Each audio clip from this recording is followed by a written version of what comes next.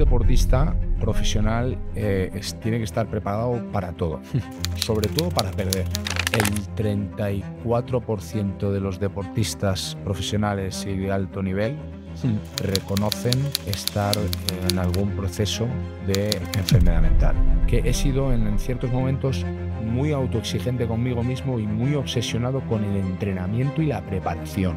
Y ahí es donde yo me he pasado de vueltas. Me estoy desintoxicando del Jaime jugador de rugby, del Jaime conocido por el rugby. Y estoy trabajando en otra identidad, en otro tipo de Jaime. Aparece una depresión que claramente tiene que ver con el abandono precisamente de esa identidad en el rugby y la falta del deporte y de la alta competición en mí, pero aparece 4 años, 5 años después. Bienvenidos a In Recovery Talks, el espacio donde hablamos sin filtros sobre salud mental, adicciones y bienestar.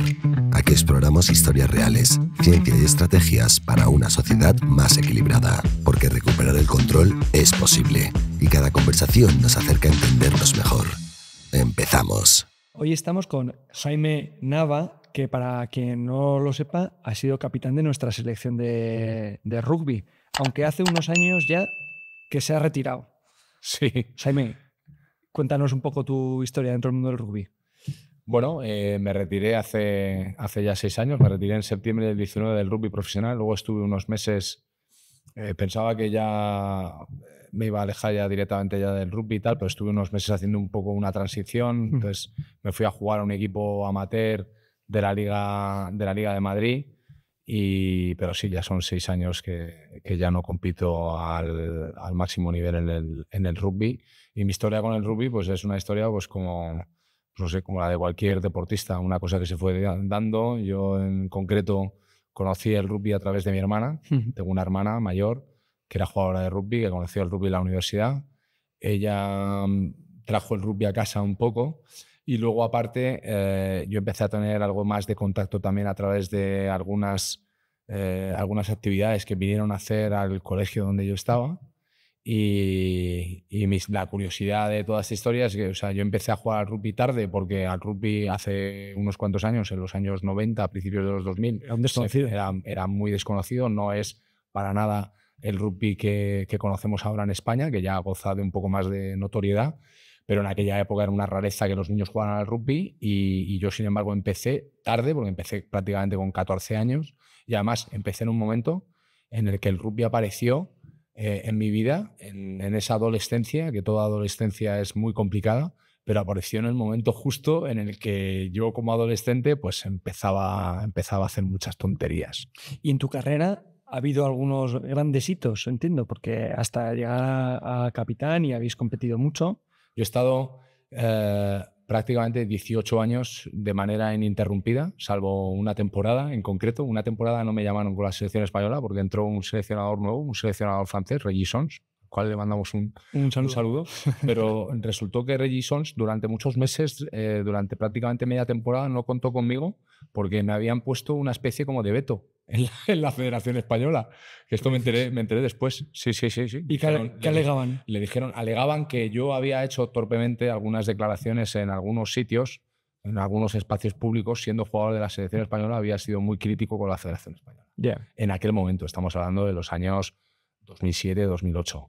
Bueno, pues te la devolvieron de este modo. Me la devolvieron de este modo. Me cogieron a Regis y le dijeron: Jaime Nava, no le vas a llamar durante un tiempo. Y efectivamente, me hicieron el cordón, macho.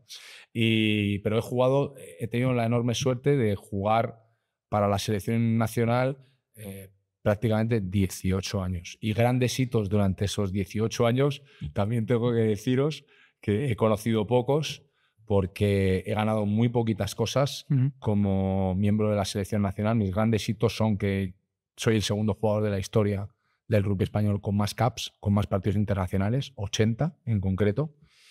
Ahí, bueno, tengo algún subcampeonato europeo, he sido campeón de Europa de Seven, tengo algún hito, pero vamos, que mi carrera, sobre todo, lo que más me siento orgulloso es de haber sido profesional de este deporte en España y fuera de España, en grandes ligas europeas, y algún titulillo, pero el haber podido dedicarme a ello y sobre todo representar a mi país en 80 ocasiones. Bueno, a lo mejor no te sirve de mucho, pero que sepas que eres la persona con más títulos en rugby que conozco. Puede O sea, que me parece suficientes hitos. Puede ser. El otro día te escuché que hablabas de aquel partido que quedó marcado como una fecha negra en el calendario. El de Bruselas. El partido de Bruselas. El partido de Bruselas. No sé si nos quieres contar qué pasó ese día. A ver, ese partido, bueno, básicamente lo que sucedió aquel día, ese partido era el último del europeo del 2018, ¿vale? Además, es que la fecha la tenemos todos grabada, ¿no? 18 de marzo del año 2018. Último partido del europeo de ese año, el que se llamaba el Seis Naciones B, de alguna manera, la segunda categoría del Seis Naciones. Ya sabéis que está el Seis Naciones, Italia, Francia, Escocia, Inglaterra. Y luego está el Seis Naciones B, que está Georgia, Rumanía, España, Portugal.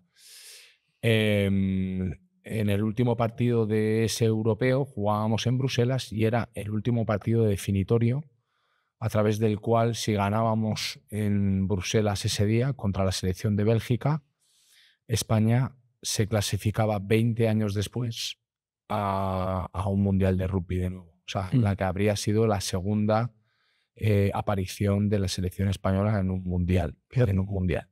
Es decir, nos jugábamos toda la clasificación de ese mundial en ese partido contra Bruselas. ¿De acuerdo?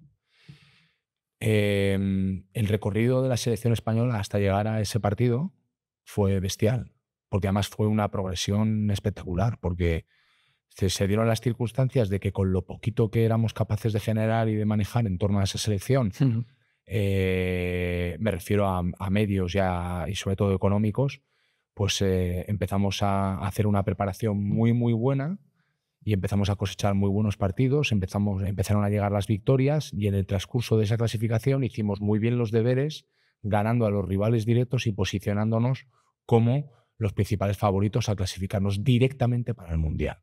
Sobre todo logramos imponernos a Rumanía, que era una selección muy, muy potente, y a Rumanía les ganamos. Entonces, dependíamos de nosotros mismos.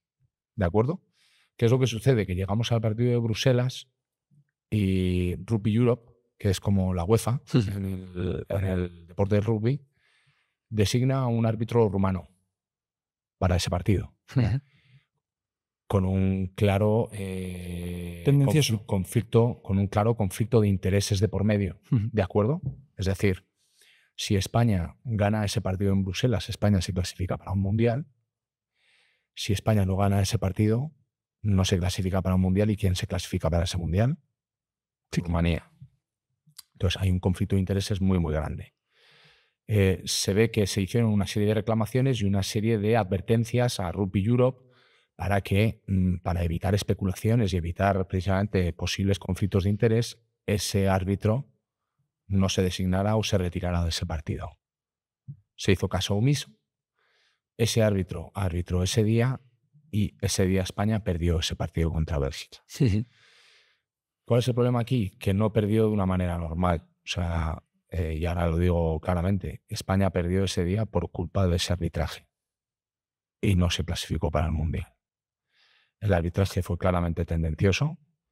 Ese arbitraje es una mancha en el expediente del rugby con respecto a los principios de equidad, de respeto. Los valores del rugby ahí se traicionaron ese día, claramente. Y a esta selección en concreto se la dejó de un mundial. Después de ese partido estalló una crisis a nivel mundial en el rugby, porque es que él era, o sea, era claro. Fue evidente, fue muy evidente. Bueno, de hecho hay estudios y hubo informes de por medio de la propia World Rugby en los cuales advertían que había signos claros de que estaba habiendo una parcialidad en ese arbitraje y que incluso la propia World Rugby en algún momento, digamos, reconoció que a lo mejor que se podía hacer, que una de las posibles soluciones era repetir el partido. Claro. Repetir un partido de rugby, cosa que no se había visto nunca. Aquello desató una crisis escandalosa, fue un escándalo a nivel mundial, repito. Lo vio todo el mundo. Lo que pasa es que poco después estalló otra crisis de cruces de denuncias entre las federaciones que componían ese europeo, Rusia, Rumanía. Empezaron a denunciarse unas a otras. Rumanía levantó la mano y dijo, pues bueno, vamos a denunciar nosotros a España por alineación indebida también. Y bueno, al final encontraron ahí 2 jugadores nuestros que según ellos no eran calificables para España, no podían ser internacionales con España, y nos metieron en ese saco y al final... Y el tema se quedó guardado en un cajón.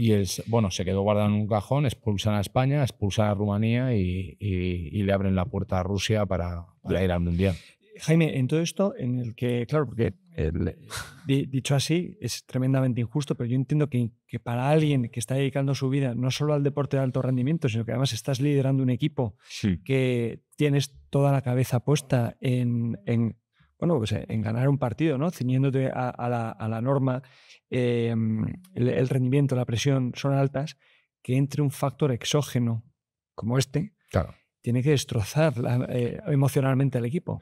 Te destroza emocionalmente y además no eres capaz de digerirlo. Porque un deportista profesional tiene que estar preparado para todo.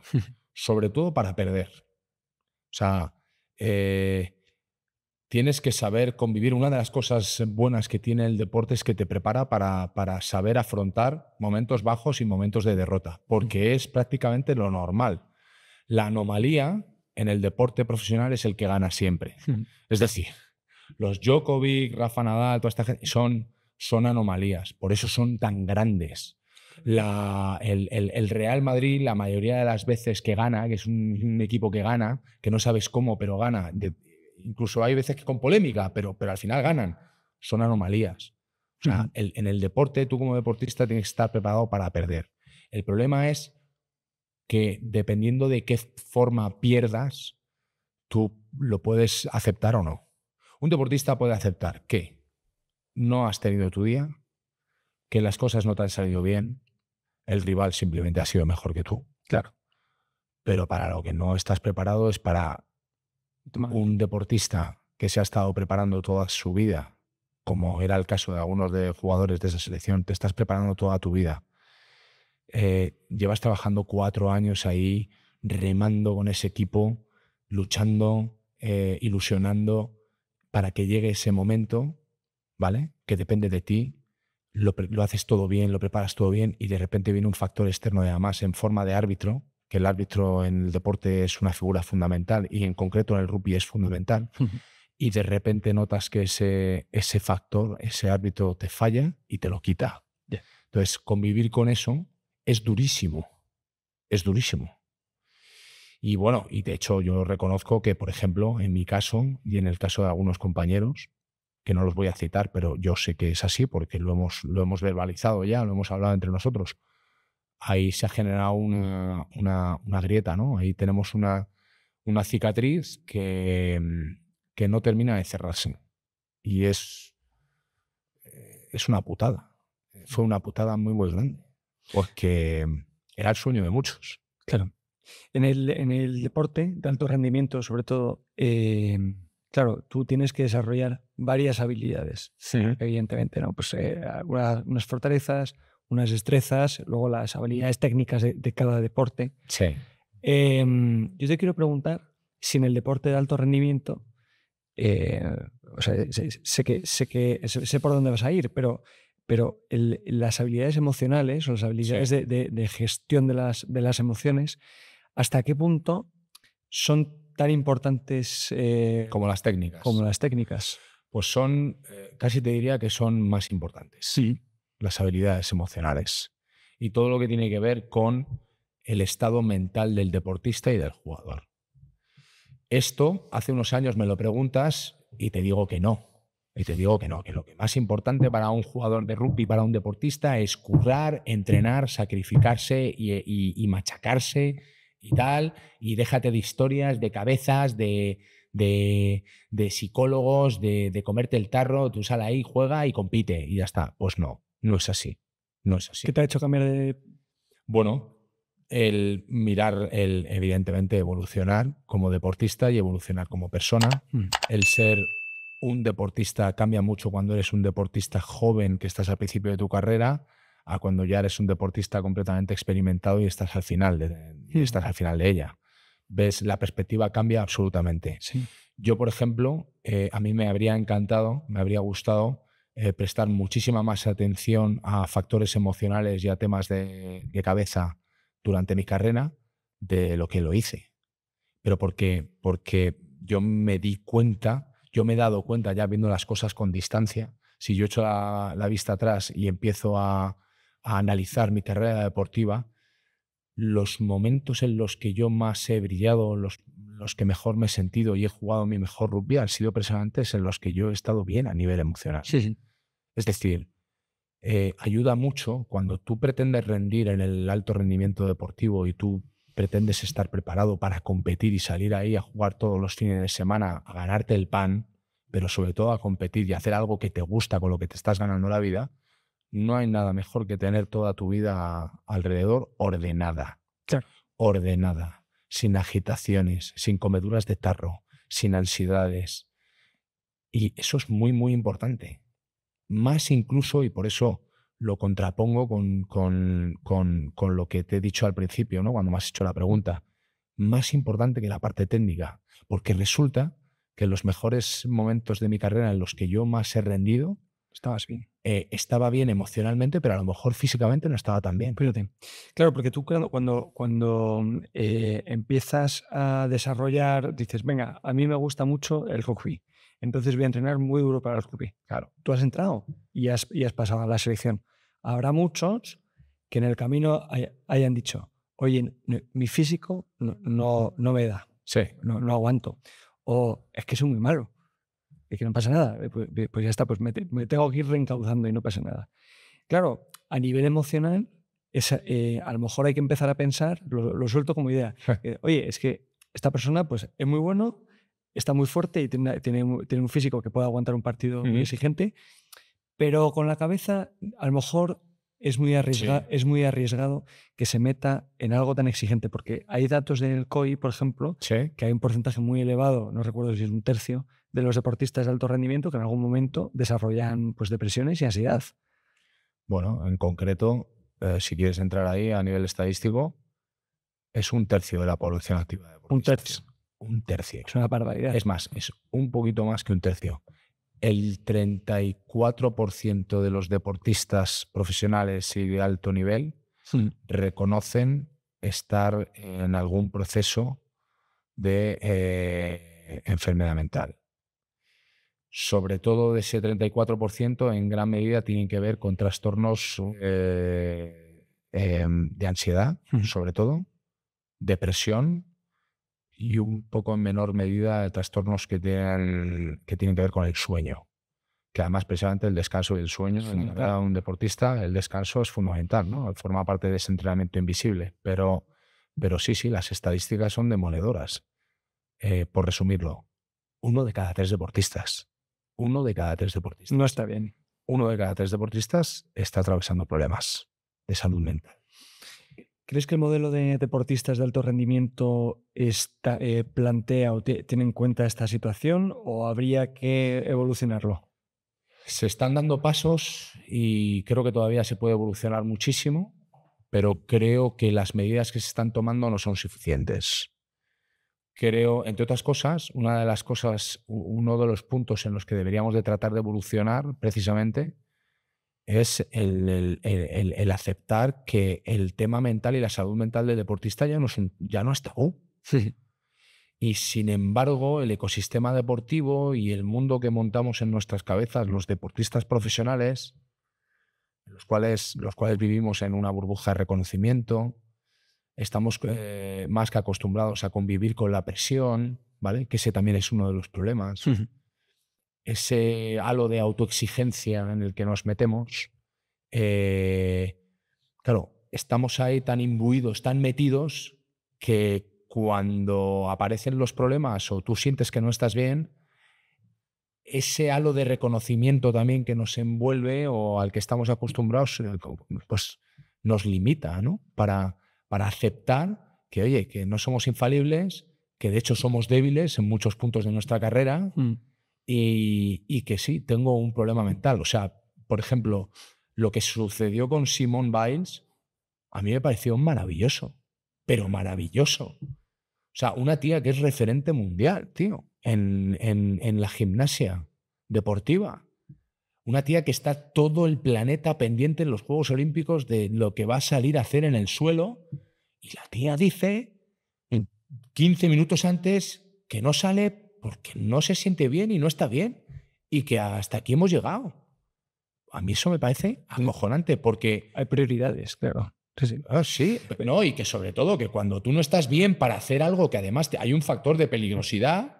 Sí. Es que no te vas a jugar la vida por... Pero Jaime, te lo digo porque realmente está claro que hay un factor de peligrosidad además, pero da la sensación de que en el deporte cada vez es más global, entonces cada vez te salen competidores de debajo de las piedras. Sí, es uno de los ambientes más competitivos y... Claro, hasta el punto que hay veces que parece que se deshumaniza y que tienes que ser una máquina infalible. Claro. Y eso no pasa.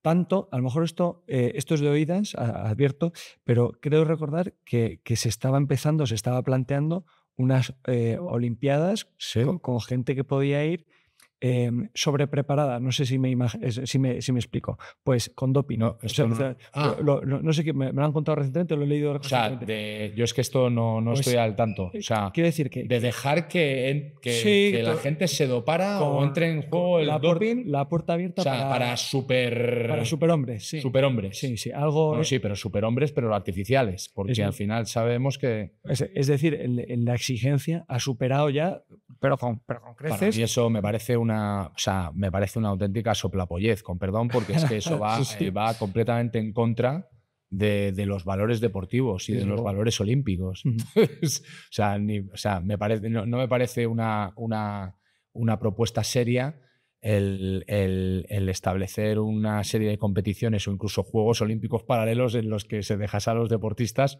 competir con ayudas extras, ayudas artificiales, que además no solo son peligrosas, sino que además pueden arrojar resultados que no son reales, porque somos seres humanos, todos tenemos un límite. Claro, ¿qué es lo que sucede? Que también el ser humano evoluciona. O sea, estoy convencido, por otro ejemplo, doping fuera, porque además sé de lo que hablo, pero estoy convencido de que con la evolución que está habiendo en los atletas modernos y en el deporte de alto nivel, profesional, y todo lo que se ha evolucionado en preparación física, y ojo, ya un poquito también se van dando saltos en la preparación mental, yo estoy convencido que la marca de Usain Bolt en 100 metros se superará. En 2-3 años se superará. Claro. Y veremos un tío correr los 100 metros en 9:20 o en 9:30. O sea, pero convencidísimo. Ahora, con ayudas artificiales, ¿no? Porque eso es hacer trampas. Pero bueno, esa la anécdotas aparte, Jaime, lo que te quería decir es que la exigencia extrema, antes me hablabas, oye, es que estamos llegando a un detalle en la nutrición, a un detalle en el descanso, en la preparación emocional, claro, los resultados física, y la pasta. Y el dinero y los resultados cada vez van a ser mejores. Pero señalaba, oye, que no nos olvidemos de que el que está corriendo es un tío o una tía que tiene que tener sentido para él o para ella todos esos logros, y que esa preparación mental pues que esté bien para que esa persona no se pierda por el camino, ¿no? Y que no caiga en ese tercio de personas que están traspasando un problema de salud mental. Pero precisamente en este ejemplo que acabas de poner, ese tipo de deportista que tiene eso en la cabeza y con esa exigencia y que está dispuesto a cruzar líneas rojas, esos son carne de cañón para el día de mañana ser pasto de la depresión. Jaime, tú en este alto rendimiento, ¿en algún momento te has acercado a alguna crisis de ansiedad o has pasado un momento más delicado? Sí, lo que pasa es que ni yo mismo era capaz de identificarlo. Ya. Eso sucede mucho, ¿eh? Yo he sido, creo que dentro del tipo de abanico de deportistas que podemos encontrarnos, yo entro dentro de ese abanico como un deportista bastante normal. O sea, me refiero, creo que no he hecho auténticas barbaridades, creo que mi preparación siempre ha sido consecuente con mi responsabilidad y el ser un profesional de mi deporte, pero sin llegar a los extremos. yo si hubiera llevado mi preparación de verdad al extremo y hubiera tenido la madurez suficiente durante ciertos años, fíjate, yo creo que me habría ido mucho mejor. Mucho, mucho mejor. Y habría a lo mejor alcanzado mejores cotas. Pero creo que he sido bastante normal. Ahora, también te digo que he sido en ciertos momentos muy autoexigente conmigo mismo y muy obsesionado con el entrenamiento y la preparación. Y ahí es donde yo me he pasado de vueltas. Porque yo durante muchos periodos de mi carrera como deportista he estado sobreentrenándome. ¿Por qué? Porque uno de los principales factores y respuestas naturales que tiene un deportista cuando uno no está bien psicológicamente es el sobreentrenamiento. Es una de las respuestas naturales que tiene un deportista. Es decir, hay algo que en mi vida no está bien o en mi cabeza hay un ruido constante y la cosa no fluye, o no estoy tranquilo, no tengo la serenidad que necesito para ser deportista. ¿Cómo respondo? A machacarse el cuerpo. Y eso lo he hecho bastantes veces, Nacho. Ese ruido, luego para si alguien nos escucha y pudiera estar viviéndolo, ese ruido, ¿qué señales, cómo lo puedes identificar? Ese ruido viene con una rumiación constante primero, de no dejar nunca de pensar en el juego y en tu deporte. Eso no es sano. Tienes que tener vida, tío. O sea, tienes que tener una familia, tienes que tener una novia, hijos. Tío, no todo... O sea, vale que seas un profesional de rugby, pero no todo tiene que ser rugby. Otra de las características que tiene el alto rendimiento es que hoy estás, pero mañana no.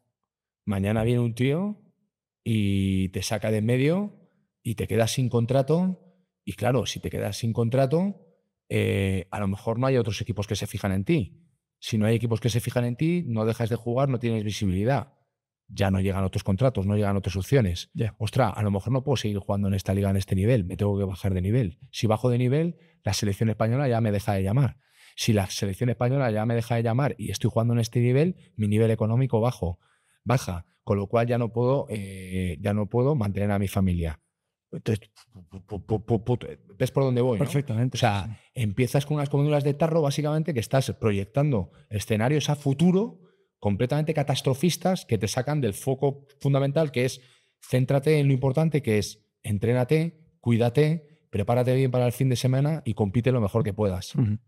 Aquella frase de que estamos, la mayoría de las cosas que nos preocupan... Bueno, yo soy el gran ejemplo de eso.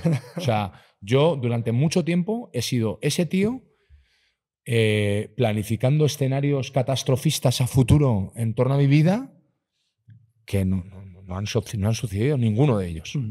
Y esto es un factor limitante brutal. Bueno, gracias a Dios no ha sido siempre así, no ha sido una constante en mi carrera, porque es que si no, yo habría sido un deportista completamente bloqueado que no hubiera conseguido nada. Me estás hablando de ese miedo de, bueno, pues oye, que bajo, me echan, viene otro que es mejor que yo, que puede pasar perfectamente.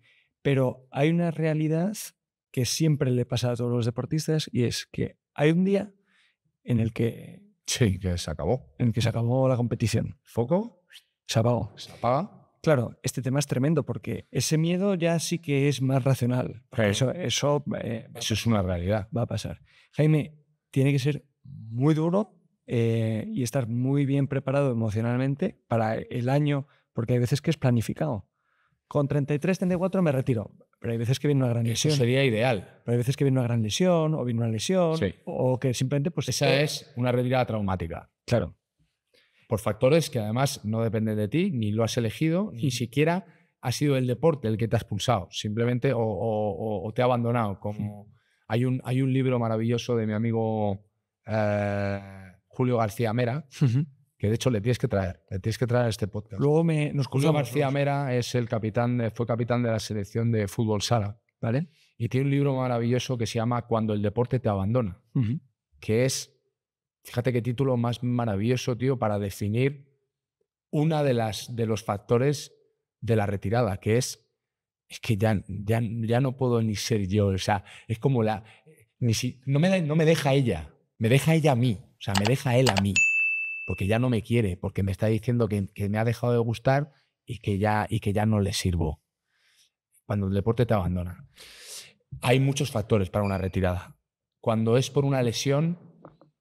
es más traumático. No sé si es más traumático, fíjate. Pero porque yo al final, pero esto es opinión mía personal, ¿eh? Cuando hay una lesión y esa lesión te dice, mira, tío, te has reventado la rodilla y esta rodilla ya no te va a poder funcionar para lo que tú quieres hacer. Yo soy un tío muy práctico. O sea, cuando veo que hay algo ahí que dice hasta aquí y es un factor, una lesión y es externo, yo soy muy de, pues vale, pues me va a ser duro, pero voy a convivir con esto unos meses, pero ya está, es que no hay otra. La otra es más complicada. Cuando tú estás ahí, notas que la cabeza sigue funcionando, ves que tu cuerpo ya no responde de la misma manera y que incluso sigues teniendo la garra y el corazón, pero y que el cuerpo no acompaña. Y tiene que ser tremendo ver que entra en el equipo un chaval de 20 y pocos, claro, que no te come y que no le sigues. Y que no les puedes seguir. Claro. Y tú luchas contra eso. Y entonces es complicado cuando te empiezan a enseñar la puerta de salida y decirte... Te vas dando cuenta, ¿no? Pero es normal. Pero es que también es normal eso. Estas retiradas, es la ley del deporte. Pero estas retiradas son un momento crítico para un deportista porque muy crítico. Encuentras que la identidad que has desarrollado desaparece. Ya no eres ese. No, es que no eres ese. Es que me estoy acordando, es que el otro día estuve precisamente en un evento que hablábamos del estatuto del deportista. Esto no tiene nada que ver con esto, pero ahí se dijeron muchas cosas, muchas de ellas interesantes. Y escuché a otra deportista decir que ella se retira, pero yo sigo siendo yo. Pues yo no estoy de acuerdo. Es que la reconstrucción de la identidad tiene que ser prácticamente total. Al menos en mi caso, creo que fue así. Es que tú eres un tipo de persona que ha estado durante 20 años haciendo una cosa muy concreta, has construido una identidad ligada completamente a eso que estás haciendo, que además el reconocimiento que te otorga la gente y la sociedad y la gente que te rodea es en función de eso. Bueno, a lo mejor empiezas a ser más tú. Realmente antes a lo mejor había una esfera que... Estás tocando ahí un tema maravilloso, que es cuando tú estás en ese periodo complicado de la retirada en la que primero tienes que recibir ese golpe y tienes que ser consciente de que esa identidad que has sido durante mucho tiempo ya no lo eres o ya no lo vas a ser. Ahí empiezas un proceso de cuando has pasado, digamos, el periodo el peor, el periodo más malo, ese de duelo, por así decirlo, empieza un periodo muy chulo que es el del autodescubrimiento. A eso me refiero. Y ahí es donde tú de alguna manera vas quitándole capas a ese personaje tuyo que tiene que ver con tu deporte, de ese Jaime como deportista, vas quitando capas y van apareciendo cosas que no tienen nada que ver con el Jaime deportista y sin embargo son Jaime la persona, la esencia de verdad. Es que pero ahí cuidado, ahí puedes entrar en lugares muy oscuros. Ahí puedes encontrar cosas chungas, pero forma parte del proceso. Pero por otro lado, también puede ser que te estés quitando una especie de losa, ¿no? Porque tú llevas 20 años y dices, joder, llevo 20 años y cada vez que conozco, imagínate que mi hermana me presenta a una amiga suya y yo, hola, soy Jaime, ¿qué hago? Mira, soy capitán de la selección de rugby. Y por cierto, sí. Pero luego eso mola mucho, claro. Pero luego tú ya dejas la selección y vas dejando el deporte. Entonces tú ya te conoces a otra amiga de tu hermana. Bueno, a mí se me presenta alguien, perdona, bueno, es que esto mola. A mí se me presenta alguien. Hola, soy Jaime Navas, soy deportista profesional, capitán de la selección de España. Ya está, tú lo que eres un gilipollas.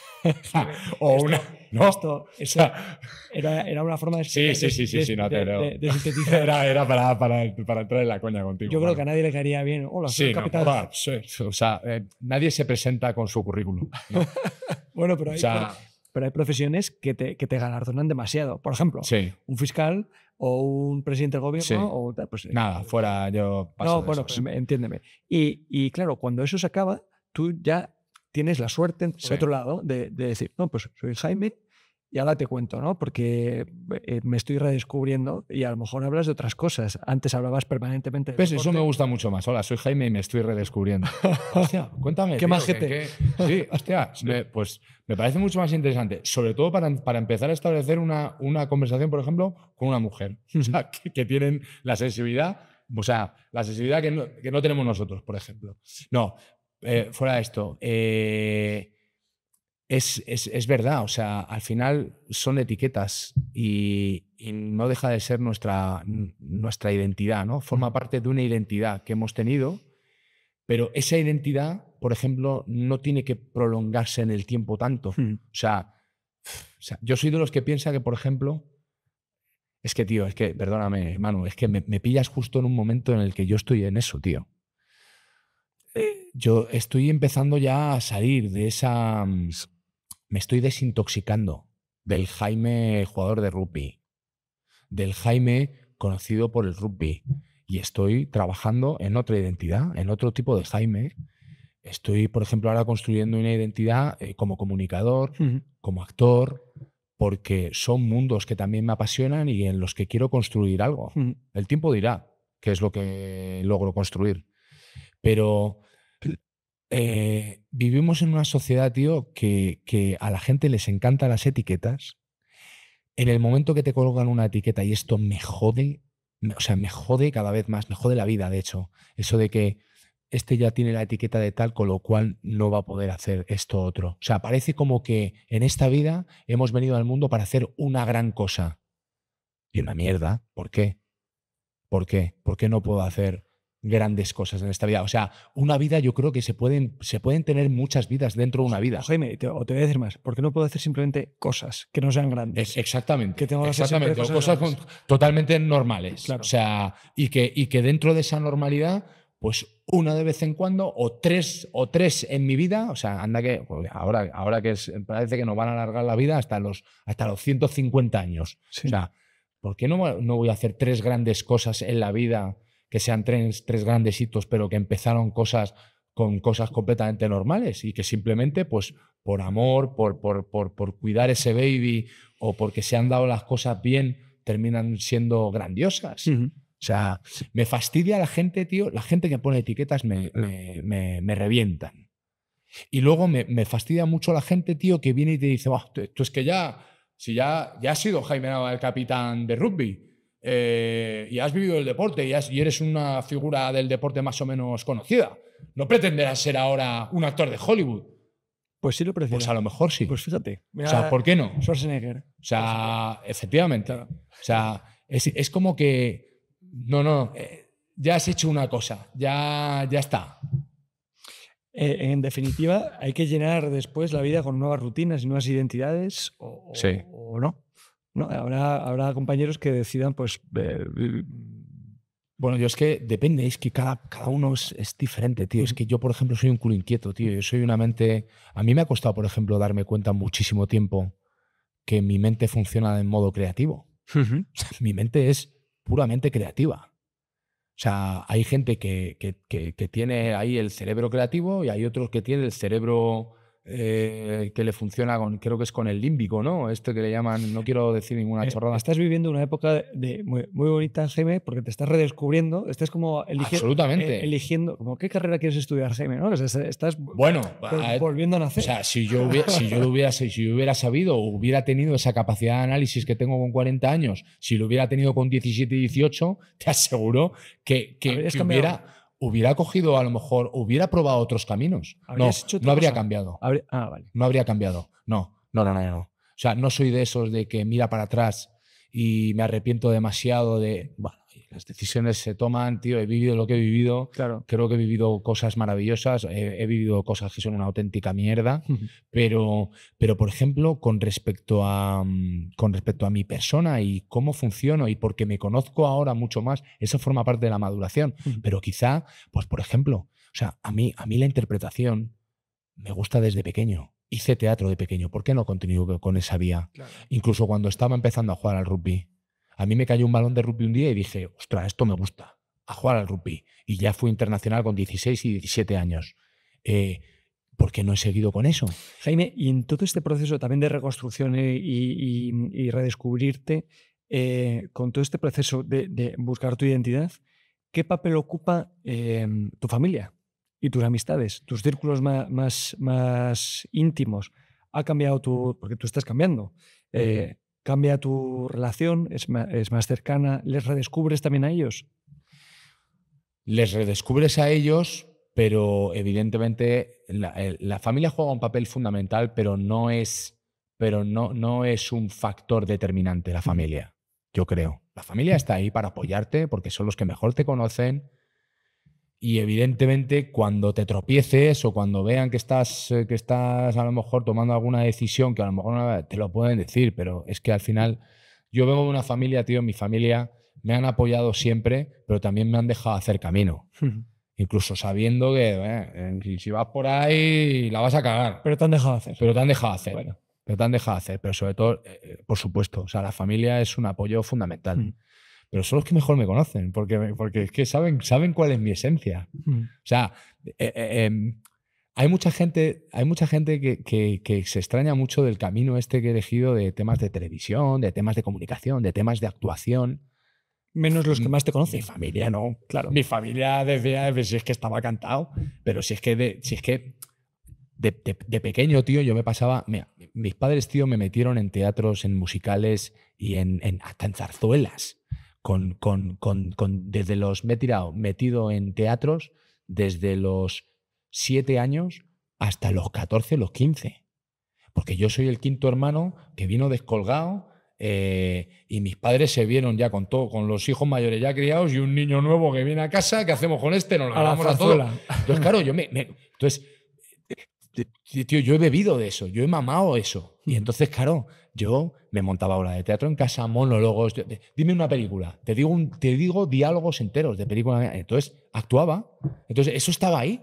Y a mi familia no le extraña que yo, cuando me estaba retirando ya del rugby profesional, ya encima habiendo estado en espacios de televisión, habiendo colaborado en televisión, estando en grandes formatos de televisión y de entretenimiento, me pongo a estudiar interpretación porque siempre ha estado ahí, porque es mi esencia. Y Jaime, ¿hay algún momento entre 2019 que vas dejando el rugby y ahora que te estás redescubriendo en el que hayas pasado pues un pequeño periodo de estar algo más perdido? Sí, bueno, siempre, o sea, más que nada, pero también producto, o sea, hay que analizar muy bien, o sea, tú ten en cuenta que yo me retiro en el año 2019, en septiembre, y de repente 4 meses después o 6 meses después estalla una crisis a nivel mundial que nos encierra a todos en casa durante 3 meses. Entonces, claro, tú tienes que tener en cuenta que a mí en ese periodo,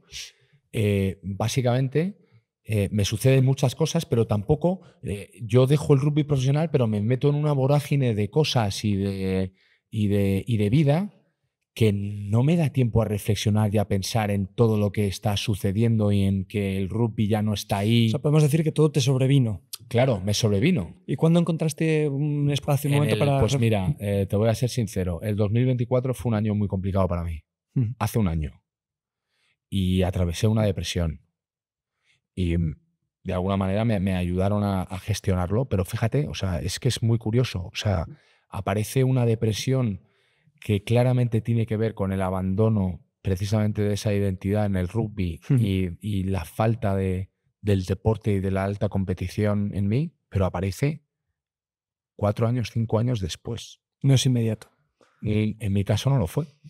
No lo fue. En mi caso fue, y tampoco tenía circunstancias alrededor de decir, joder, es que qué mal lo estoy pasando. O sea, no, estaba trabajando, me llegaban proyectos, entraban cosas nuevas, estaba construyendo una nueva vida con mi familia.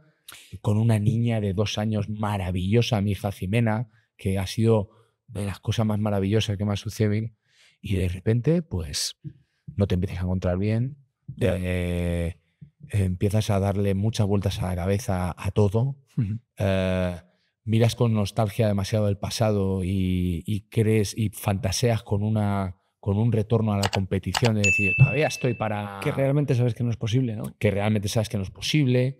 Le das vueltas de nuevo a esa identidad tuya.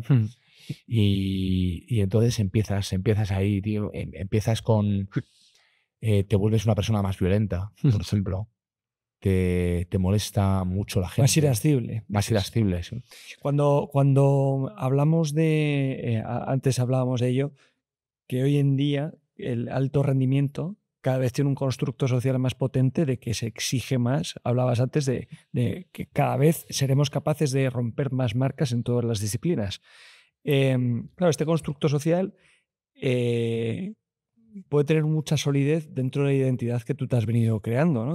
Oye, yo es que siempre he ganado en todo. Sí. Y ahora que te vas a meter en actuación, seguro que consigues ser un gran actor, pero a lo mejor te tienes que acostumbrar a un sector que a lo mejor es más complicado conseguir un papel. Bueno, y lo es. Y lo es. Es todavía más competitivo incluso que el deporte profesional.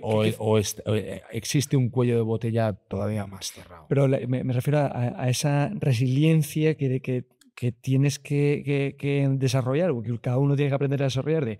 Hombre, yo es que antes era el capitán, y además lo he sido siempre, porque sí. Y tienes esa notoriedad. Sí, y joder, y siempre estoy yo, sí, yo, ¿qué pasa? Voy y compito y voy y tal. Sí. Y ahora me estoy metiendo en un mundo en el que no soy nadie, claro. Estoy entrando de nuevo. Entonces, a empezar a la cola y a currar. Claro, que tiene que ser duro y complejo. Es duro, pero tienes que construirlo. Claro. Y si realmente lo quieres, pues lo construirás. Y si realmente vales y tienes algo que aportar, pues trabajarás. De todos modos, o sea, anda que no hay grandísimos actores, pero grandísimos actores, que no trabajan. Que no trabajan, tío. Y son grandísimos actores con un talento enorme, tío, y están ahí en su casa. Pues de momento, que además yo he tenido mucha suerte, porque yo empecé y al mismo tiempo que yo me formaba en una escuela aquí en Madrid, me empezaron a llamar y resulta que apostaron por mí y me ofrecieron papeles y tal. Pero es que esta profesión, un día estás y al día siguiente empiezas otra vez de cero y no estás, y de repente desapareces del mapa. Mira, me parece que fue, no sé si Manol Arias o creo que es Manol Arias. Manol Arias estuvo años sin trabajar, años. A lo que voy, que creo que es la manera en la que tú querías conectar. Es verdad que a mí el deporte me ha proporcionado mucho para luego poder construir otras cosas. O sea, me ha dado una serie de herramientas y una serie de valores y de códigos con los cuales yo luego puedo trabajar en otros ámbitos que son fundamentales. Exactamente, ahí queríamos llegar. Exactamente. Los valores del rugby, además, ¿no? Exacto. O sea, a mí el rugby ha sido la mejor universidad y la mejor escuela de formación no pagada o pagada por mis padres que he tenido nunca. Yo todo lo que sé en la vida prácticamente lo he aprendido a través del rugby. Y toda esa formación que me ha dado el deporte de élite y el rugby, pues me la llevo a otros sitios porque creo que forman parte de mi identidad. Y eso me pasó, por ejemplo, el día que me presenté por primera vez en un plató o en un set de rodaje para rodar una serie de primerísimo nivel, una megaproducción, y tú llegas a ese set de rodaje y empiezas a analizar y dices, aquí están pasando cosas que las estoy viviendo por primera vez como actor profesional, pero que las reconozco porque están completamente conectado con el mundo que conozco yo, que es el del deporte profesional. Porque ahí veo el foquista, ahí veo el director de fotografía, ahí veo los de producción que están yendo, viniendo, tal, no sé qué, no sé cuántos. Y ahí veo el sonidista. Entonces toda esa gente está haciendo un trabajo maravilloso, minucioso, individual, para que todo esté perfecto en un set de rodaje de ficción, que además tiene que ir todo al milímetro, para que encima luego llegue yo, me ponga delante de la cámara, me lleve los aplausos y yo puedo hacer mi trabajo. Ya, eso es rugby, tío. Eso es trabajo en equipo, pero puro y duro. Y cuando trabajas con otra persona en una escena y está con tu actor y estás con tu compañero ahí trabajando, ¿Y qué me dices el de texto y las las atascas y tal, es que eso es el rugby. y las dinámicas de grupo que vamos, en los equipos de alta competición, pues liderarlo pues es fundamental, ¿no? Que todo el equipo sea equipo y todo eso Exacto. te lo llevas casi el a cualquier... director o el protagonista. Sí. Pero que es maravilloso, o sea, es maravilloso porque yo en el rugby, tío, no conozco un deporte en el que un jugador pueda hacer su trabajo y su trabajo sea puesto en valor y resalte sin que el anterior haya hecho el suyo. O sea, es que todo está conectado, es una cadena conectada. Por eso el rugby encaja también muy bien con el mundo de las empresas y del emprendimiento, porque hay una transversalidad absoluta en el deporte del rugby. Entonces, en un set de rodaje, en la ficción, pasa lo mismo. O sea, mi trabajo va a ser igual de bueno, o sea, será tan bueno como lo sea el del director que está en el combo, viendo las imágenes, atento a todo y que todo funcione. O sea, Entonces, mi trabajo será bueno en el momento en el que mi compañero que me tiene que dar la réplica con el que estoy en la escena esté igual de conectado que yo y me dé lo que yo necesito. entonces, a la juventud, si queréis triunfar, rugby.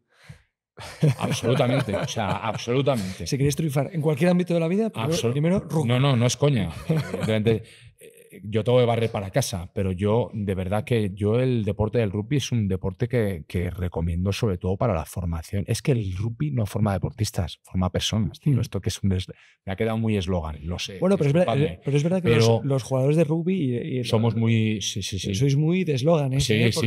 Bueno, no, y somos muy pesados, somos un unos deporte plastas. De caballeros jugado, ¿cómo es? Un deporte de caballeros jugado por villanos. Eso. Es una de las... Sí. O al revés es, ¿no? Somos súper proteccionistas, somos muy pesados de lo nuestro. Pero de verdad que funciona, porque lo veo. Y lo veo sobre todo con los chavales, hoy en día. Veo grandes, por ejemplo, diferencias. La adolescencia es un periodo complicado para los jóvenes y las nuevas generaciones. Yo veo grandes diferencias, adolescentes cercanos a mí que están jugando al rugby, que son jugadores de rugby, con adolescentes que de sus colegios, de su entorno o amigos que no tienen nada que ver con el rugby. ¿Y ves a nivel comportamental, o sea, no, esto no sé si lo he dicho bien, pero a nivel de comportamiento no tiene nada que ver. O sea, mucho más evolucionado el que está jugando al rugby, de verdad te lo digo, porque maman otra cosa. Entonces, yo creo que a mí me gusta decir siempre que el rugby es una escuela de vida, tío. Es una escuela de vida. Con el tema del rugby, esto no es para todo el mundo, pero los que sí que habéis tenido una gran exposición pública, antes hemos hablado de la presión que te da el deporte de alto rendimiento, pero Jaime, ¿qué me dices de la presión que te da la exposición pública que has tenido permanentemente en tu vida y que además has terminado el rugby y ahora quieres más? Sí, bueno, he tenido, a ver, pero yo no soy el mejor ejemplo para eso, porque de verdad que cuando yo sí que tengo amigos y tengo compañeros, tío, que el tema de la exposición pública llega a extremos. O sea, cuando estás con, de verdad, una persona, una cara del día a día conocida, o sea, es muy difícil eso de gestionar. A mí me ha tocado en parte porque al final sí que es verdad que yo salté a la vida pública y se me ha visto en muchísimos espacios de televisión, en series, tal, ya venía con el tema del rugby, el rugby me dio mucha visibilidad, empezó con esos vídeos que se hicieron virales, eso me llevó a la televisión, pero al final soy una cara conocida, pero es que cuando vas con unos animales de estos, o sea, me pasó, por ejemplo, cuando me llamaron para Masterchef Celebrity, yo estuve en una edición en la que ahí eran todos, o sea, Santiago Segura, Boris Izaguirre, Paz Vega, Antonia Delate, Carmen Lomana, toda esa gente está realmente en la vida pública. Ir con ellos al lado, tío, es un coñazo, tío. Yeah. No tienen vida. Y esa exposición pública hay que saber manejarla. Y es complicado.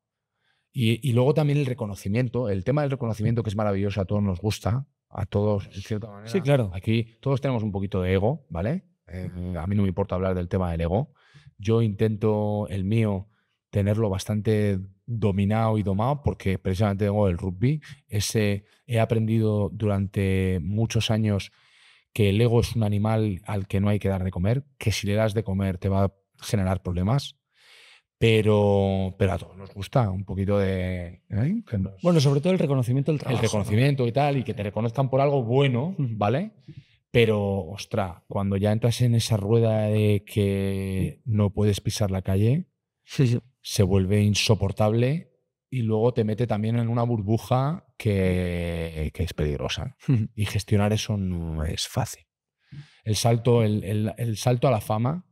¿Y qué me dices de... No debe ser fácil. De por ejemplo, estos deportistas que son muy jóvenes y algunos son fantásticos, como algún tenista, que les dicen, joder, es que estuvo en unas fiestas o salió a... No sé, bueno, pero eso antes, sí, yo pienso lo mismo, pero eso antes lo hacían, pero no estaba la cámara, los o no móviles, estaban los móviles. Claro, entonces, realmente, ¿qué es lo que le estamos diciendo a estos chavales? Realmente, ¿que tienen que dedicarse de lleno o no van a tener una aceptación plena? La gente, yo es que creo que o no analiza bien o la gente se olvida de lo que es tener 16, 17, 18, 22 años. Claro. O sea, sé por quién lo estás diciendo. Ha habido recientemente ejemplos clarísimos, además, sí, de deportistas, futbolistas en concreto, o sea, que son chavales, son niños. ¿Qué quieres que haga? Son chavales de 18 años que además ganan muchísimo dinero, tienen alrededor una burbuja de gente que en mayor medida depende mucho de lo que ese chaval genere con 17 y 18 años. Ojo con eso, ojo con ese factor.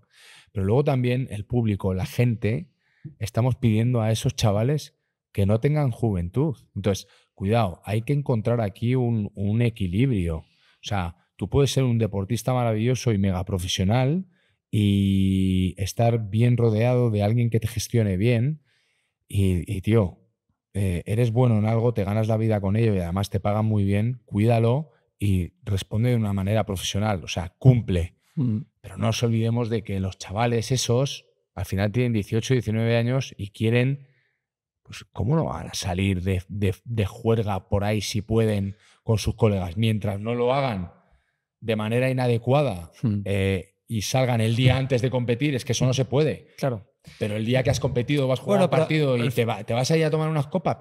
Pero al final, el grado en el que uno quiera salir, más o menos, eso es cosa de cada uno. A mí lo peligroso me resulta que todo el mundo tenga que opinar sobre la vida de Jaime Nava, porque tú esto a lo mejor no lo has vivido tanto. No. Pero claro. Pero bueno, sí, o sea, al final las redes sociales están ahí. Y las redes sociales se han convertido en un foco de mierda en muchos sitios. O sea, las redes sociales pasan cosas maravillosas, han cambiado el mundo tal y como lo conocemos, a través de, sobre todo, de los móviles. Pero claro, ahora mismo es tan fácil meterte en una red social, ver un vídeo y criticar al fulanito por algo que ha hecho, sin tener a lo mejor toda la información. Otra cosa es que tú quieras hacer una crítica constructiva. Yo, por ejemplo, lo he hecho, últimamente lo he hecho. Además lo he hecho hace poco, que además ha dado la vuelta desacojonante, tío, lo del tema tema de los algoritmos de Instagram. No, o sea, me repatea mucho que se estén dando opiniones y se dé voz a gente en espacios públicos de televisión, sobre todo, en tertulias, dando mensajes que me parecen una auténtica barbaridad, que faltan a la verdad y faltan a los datos. ¿Vale?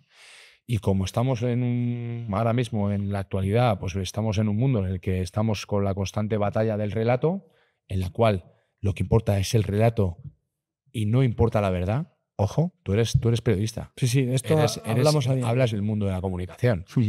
Ya da igual la verdad, tío. ¿Cómo puede ser eso?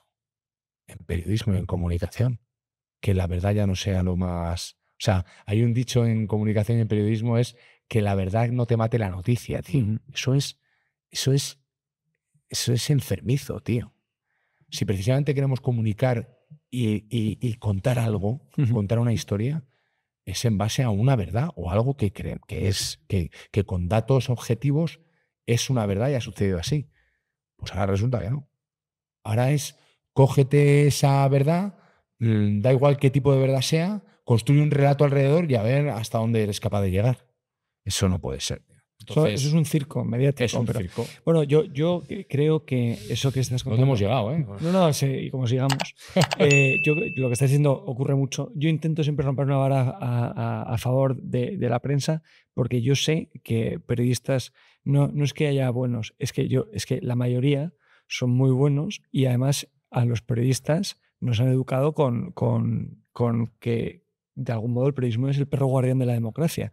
Y yo sé que te diría el 99% lo sabe, y eso es lo que quiere. El problema es, y además te voy a preguntar por eso, el problema es que a la hora de la verdad el consumidor no está valorando la verdad tanto como un buen relato. Y ahora te voy a hacer una pregunta. ¿Ha cambiado el baremo por el cual se contrata a un jugador de rugby con respecto a otro en cuanto a su comunidad? Por ejemplo, hay dos jugadores, te estoy preguntando, dos jugadores que juegan igual de bien y uno tiene 1 millón de seguidores y el otro no. ¿Se tiene en cuenta a la hora de contratar? ¿Sabes? Joder, qué buena. Pues es una buena pregunta. Y yo la verdad no te sabría contestar porque no lo sé. Pues yo me tiro a... pero es más que, pero evidentemente, o sea, ese es un factor que ahora mismo está encima de la mesa. Y fíjate, en el mundo del deporte no lo había pensado así. No me paraba a pensar, yo creo que no. En el mundo del deporte, un club, ahora mismo la mejor liga del mundo es la francesa, aquí al lado. Yo, por ejemplo, trabajo para Movistar Plus. Y yo comento la liga francesa para Movistar Plus. Y sinceramente yo no veo a clubes profesionales en Francia que elijan uno u otro jugador en función de que, ya, pero es que esta otra opción, estamos entre estas dos opciones, pero es que este jugador tiene 100.000 seguidores más en Instagram. Yo creo que no. Ahora, me voy al mundo de la actuación y de la ficción. Seguro, ¿no? Pero vamos, es eso, pero es una realidad. O sea, ahora mismo sí que están escogiendo a perfiles para ciertos roles que tienen mucho tirón mediático detrás.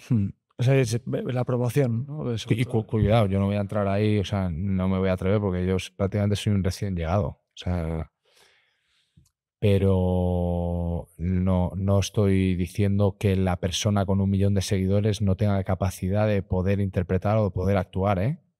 Cuidado, ¿eh? He visto interpretaciones maravillosas desde luego, de influencers, que además es que hay una cuestión aquí. El tema de los influencers, bueno, vamos a ver qué tipo de papeles son los que adaptan también para ellos. Porque al final un actor tiene que ser capaz de levantar un personaje y hacer un papel de ese personaje y que resulte creíble, pero tiene que tener la capacidad de ponerse en la piel de diferentes personajes. Por eso eres actor. Si eligen un papel en el que tú vas a hacer de tú mismo, pues oye, pues evidentemente. Fácil, ¿no? Claro, tienes que ser tú mismo. Pero me refiero, yo he visto trabajos en ficción de influencers que les han dado la oportunidad de trabajar en ficción y he hecho cosas muy dignas, muy bien hechas, al menos desde mi punto de vista.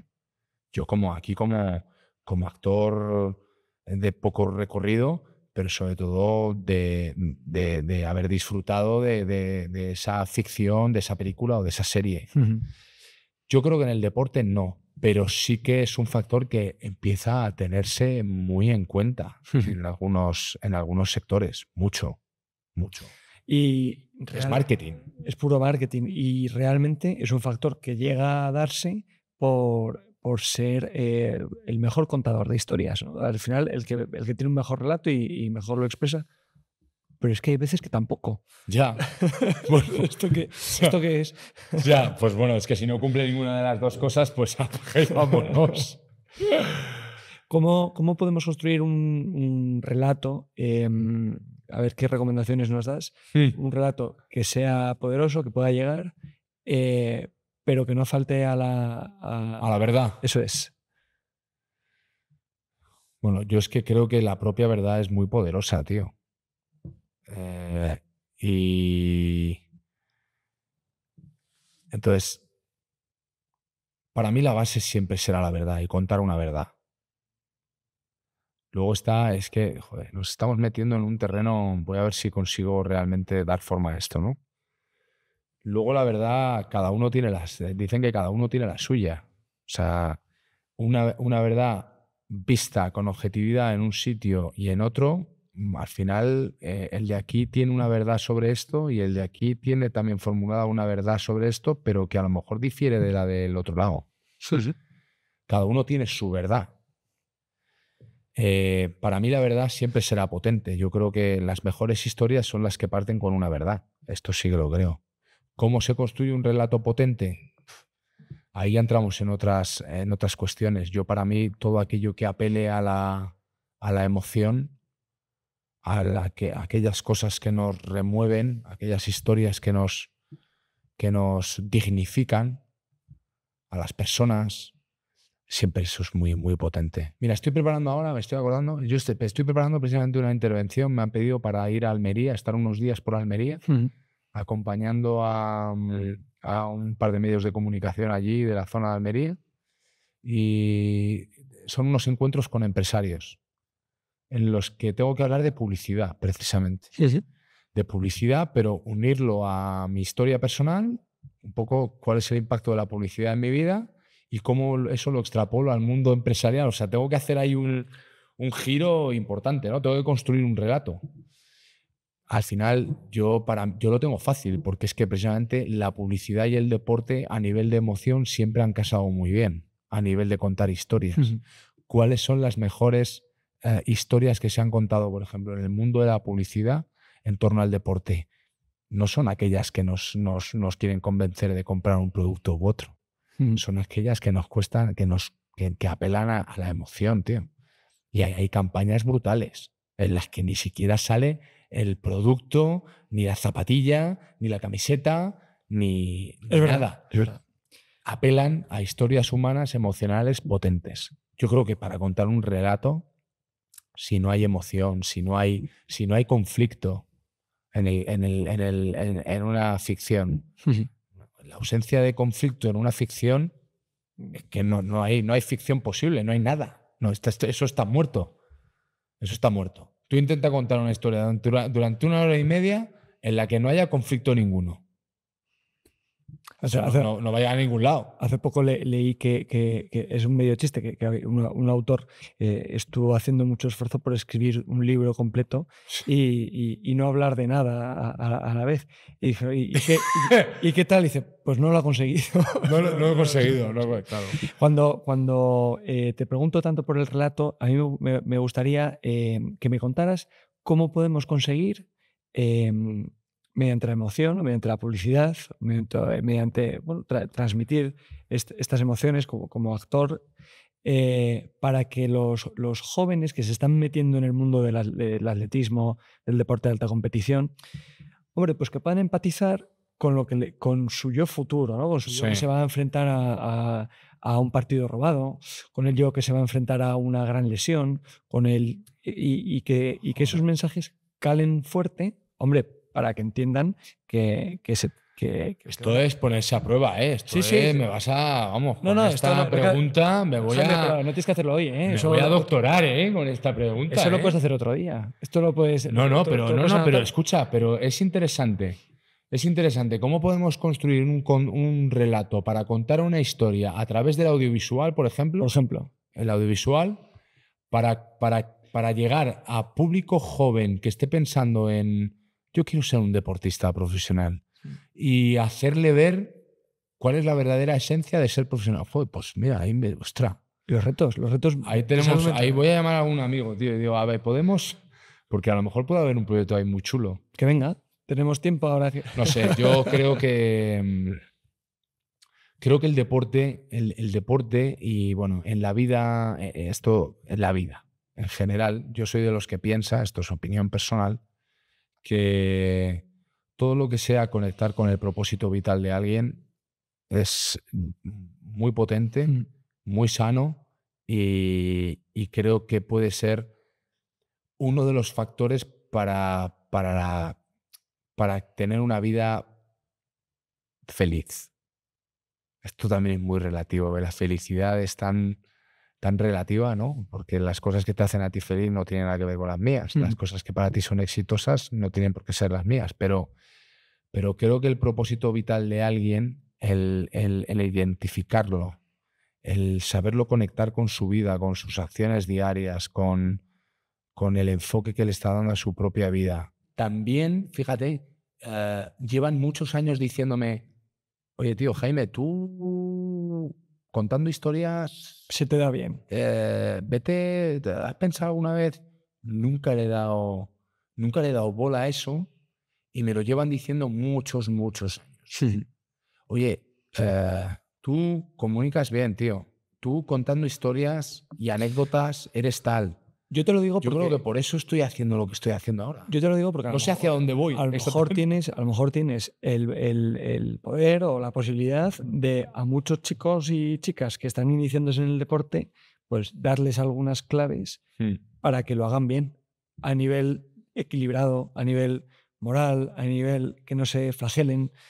Potente también. Hay que trabajar en eso. ¿Qué le dirías a un joven que está iniciándose en una carrera de deporte de élite?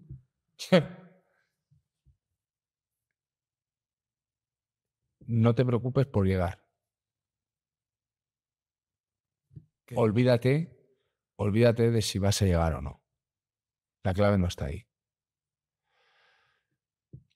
Si tú te fijas, si tú cuando haces algo solo piensas en el resultado, estás comprando muchas papeletas para fallar. Entonces, desde mi experiencia personal, es que en el rugby se dio todo muy natural. Yo no pensaba en ser profesional del deporte del rugby, pero con 17 años me hacen así, 17 años, en España, con el rugby. Me hacen así, me enseñan un papelito.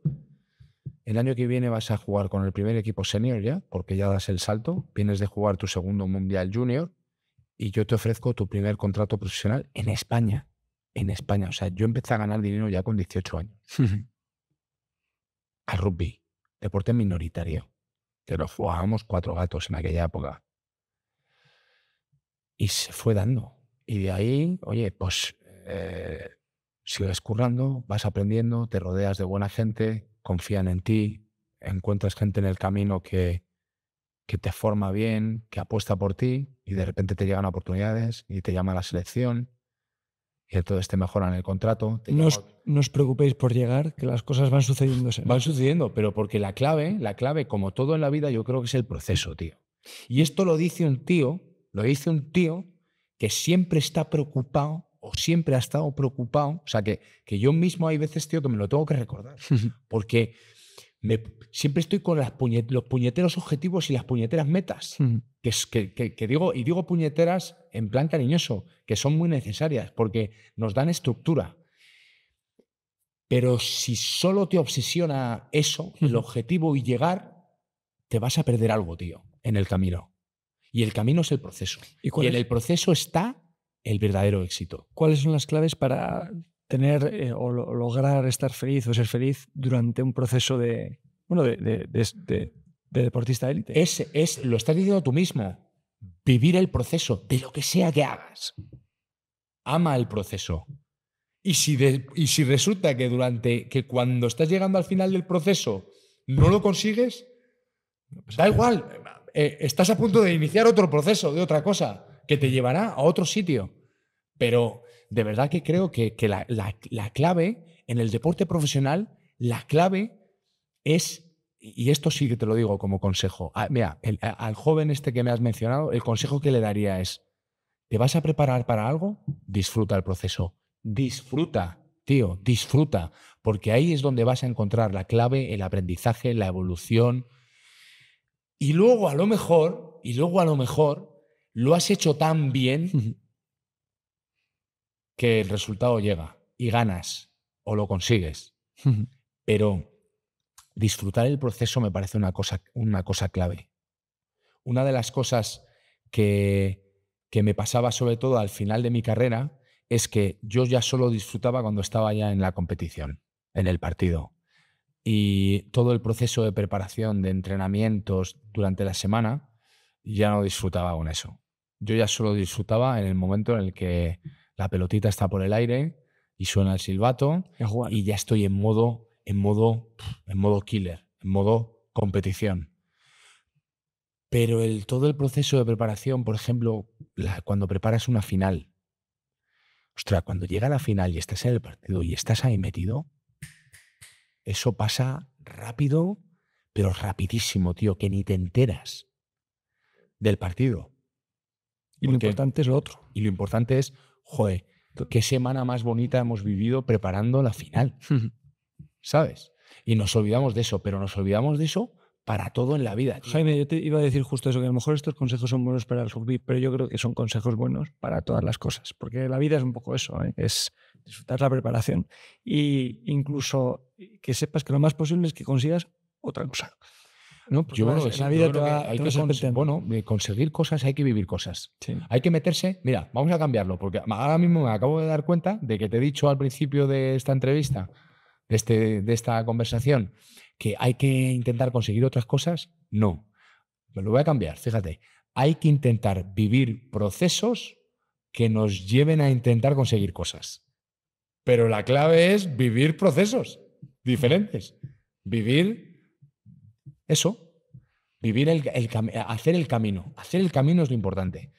Porque hacer el camino, si no llegas a donde tú pretendías, y eso se cae a mitad, bueno, has andado un camino que has aprendido otras cosas en el camino, pero es que el camino se bifurca. O sea, te lleva a un montón de sitios diferentes y dices, ostras, pues es que el camino aquel que empecé a andar, fíjate a dónde me ha llevado ahora.